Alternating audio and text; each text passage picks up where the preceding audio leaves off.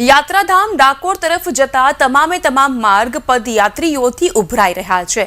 અમદાવાદ ડાકોર માર્ગ પર જય રણછોડના નાદ ગુંજી રહ્યા છે।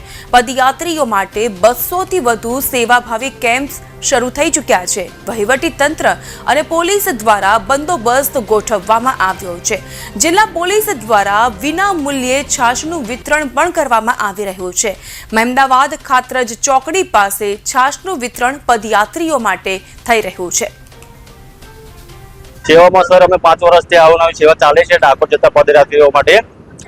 એ લોકોને ગરમ પગ દુખતા હોય, હાથ દુખતા હોય તો ગરમ પાણીથી હાથ પગ ધોવે તો તેનાથી થાક ઉતરી જાય છે લોકો અને તેમનું પુણ્ય અમને મળે। શું નામ બા તમારું? ગીતાબેન। બા તમે ડાકોર જઈ રહ્યા છો, પગપાળા શું છે? બસ મને તો બહુ સારું લાગે। મારા નાથ વગર તો મારે કોઈ નથી। મારો ઠાકોર એવો છે કે આખી દુનિયાને એને પડી છે, પણ આપણે કોઈની નથી પડી।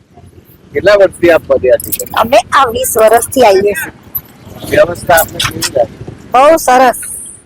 આવું તો આપણા ઘેર પણ નહીં હોતું। કોઈ 5 માણસને આપણે લાવવાના હોય ને તો બી આપણે કોઈ વિચારતા નહીં। અને મારો ઠાકોર તો એવો છે કે એને તો દુનિયાની આખા દેશની પડી છે। આજની પેઢીને શું સંદેશ છે? આજની પેઢી તો બહુ સરસ છે। હું એ જ માનું, તમે બહુ સારી છે। અત્યારે ઉંમરમાં ચાલો છો, આજની પેઢી ચાલી શકે ને? કોઈ ના ચાલીએ કે કોઈની તાકાત બી નથી કે મારા 20 વર્ષ દરમિયાન તમને શરીરમાં કોઈ તકલીફ નહીં, કોઈ તકલીફ નહીં। ઠાકોરજીને શું પ્રાર્થના કરશો? બસ હું તો એ જ કહું, મારા ઠાકોરને આ રીતે જ મને, આ રીતે જ મને ધામમાં લઈ જાય। બસ મારી એવી ઈચ્છા છે। મારું નામ કમલેશ ચાવડા છે। હું અમદાવાદથી છું અને સરસ પૂછું રહું। હવે એક 2 લાइन भगवान माटे।